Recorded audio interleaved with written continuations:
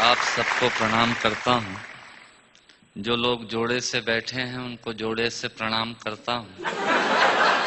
जो विवाहित किसी कारण से अकेले बैठे हैं उनसे निवेदन करता हूँ कि घर जाकर मेरी तरफ से चरण स्पर्श पहुँचाएं।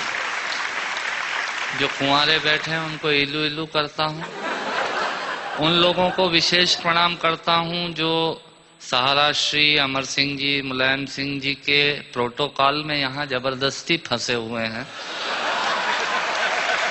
जिनका कविता से कोई लेना देना नहीं है। मैं उनको प्रणाम करता हूँ।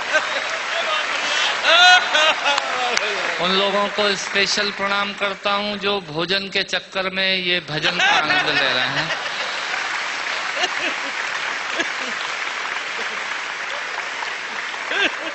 हंसना सिर्फ आदमी के नसीब में है। आपने कभी किसी गधे को हंसते हुए नहीं देखा होगा। यदि देख लें तो समझ लीजिएगा ये आदमी होने की तैयारी में है। और किसी आदमी को गुमसुम उदास बैठा देख लें तो समझ लीजिएगा कि ये वो होने की तैयारी में है।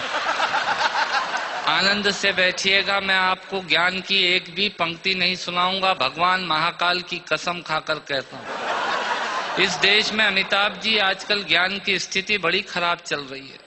सवेरे 18 चैनल खोलो तो 19 बाबा प्रवचन देते हुए मिल रहे हैं और उसी समय हम ब्रश करके थूक रहे हैं।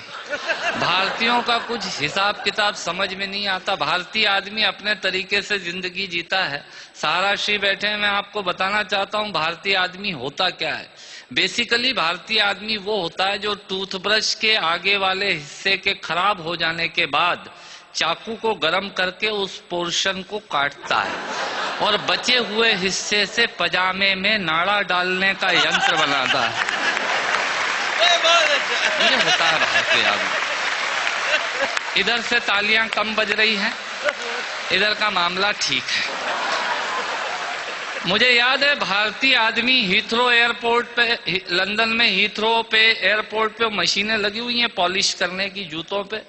एक पैर डालो पॉलिश हो जाती है, दूसरा पैर डालो पॉलिश होने के बाद वो पैर पकड़ लेती है। फिर उसमें 50 सेंट्स डालिए तो वो पैर छोड़ती है। भारतीय पहुंचा एक, उसने एक पैर एक मशीन में पॉलिश हो गई, दूसरा पैर दूसरी मशीन में फंसा दिया। मुलायम सिंह जी, मरण तो उस आदमी का हुआ जो अंग्रेज आया। उसने जैसे ही पहला पैर फंसाया मशीन ने पैर पकड़ लिया। उसकी काउंटिंग में तो 2 हो गए। भारतीय आदमी ये होता है। मैं आपसे निवेदन करता हूं, आज यहाँ हमारे दिलीप चौबे जी और राकेश पांडे जी मुझे एंटरटेन कर रहे थे, बता रहे थे ये 325 एकड़ में फैला हुआ है सहारा शहर। मैं आपके लिए जानकारी देता हूं, सहारा शहर 325 एकड़ में नहीं फैला हुआ है। सहारा आजकल इन दिनों देश में एक विचार बन गया है जो पूरे देश में यत्र तत्र सर्वत्र नजर आता है। हथौड़े ने चाबी से पूछा, सुन चाबी, लोहा तो तेरे पास कम है, ताकत तेरे पास कम है, पर तू ताले को इतनी सरलता से कैसे खोल लेती है और मुझे खोलने में बहुत ताकत लगती है। तब चाबी ने हथौड़े को जवाब दिया कि सुन हथौड़े, लोहा और ताकत तेरे पास ज्यादा है, पर तू ताले की ऊपरी सतह को छूता है और मैं ताले के अंतर मन तक जाती हूँ और उससे निवेदन करती हूँ और वो खुल जाया करता है। स्वर्गीय हरिवंश राय बच्चन जी ने लोगों के दिलों में उतरने का प्रयास किया, इसलिए वो 100 वर्ष बाद भी आज भी हमारे अंतस में हैं। लोग दिमाग पर छाते हैं, उन्होंने दिल में पहुंचने की कोशिश की। मैं उनकी स्मृति को प्रणाम करता हूं और एक छोटी सी हास्य व्यंग की कविता से अपनी बात समाप्त करता हूं। जब मैं कहूं मजा ही कुछ और है, आप ताली बजा दीजिएगा। ये इनका तकिया कलाम होता है। जिनके आखिरी उंगली के नाखून का भी ऑपरेशन नहीं हुआ, वो आपको बाईपास कराने के लिए हॉस्पिटल का सजेशन देने आ जाएंगे। ये होते हैं रायचंद। सुनिएगा, आनंद लीजिएगा और ऑब्जर्वेशन देखिएगा। दांतों से नाखून काटने का, छोटों को जबरदस्ती डांटने का, पैसे वालों को गाली बकने का, मूंगफली के ठेले से मूंगफली चखने का, कुर्सी पे बैठ के कान में पेन डालने का और रोडवेज की बस की सीट में से स्पंज निकालने का। मजा ही कुछ और है, मजा ही कुछ और है। एक ही खूंटी पे ढेर सारे कपड़े टांगने का। साइकोलॉजी है, एक ही खूंटी पे ढेर सारे कपड़े टांगने का, नए साल पे दुकानदार से कैलेंडर मांगने का।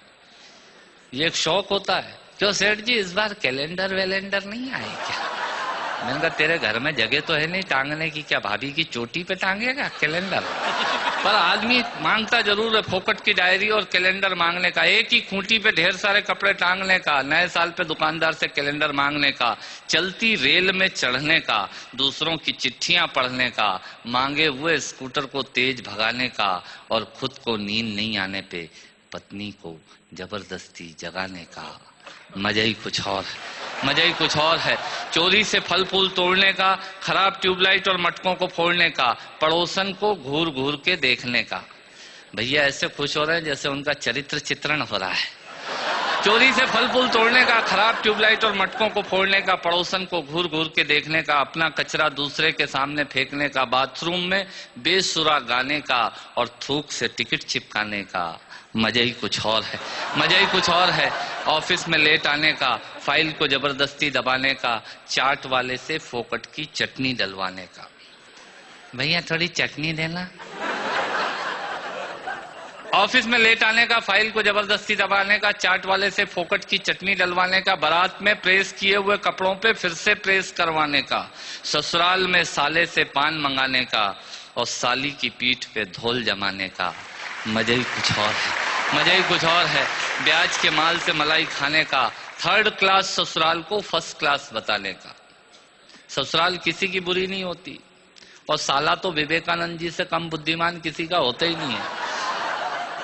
और ब्याज के माल से मलाई खाने का, थर्ड क्लास ससुराल को फर्स्ट क्लास बताने का, पंगत में बैठ के एक ही सब्जी के लिए दो दोने लगाने का, आरती में सबसे ज्यादा फटा हुआ नोट चढ़ाने का, दूसरे के टेलीफोन से चिपकने का, गुटके और पान इधर उधर पिचकने का, कमजोर से बेमतलब लड़ने का और पत्नी को रोज रोज परेशान करने का।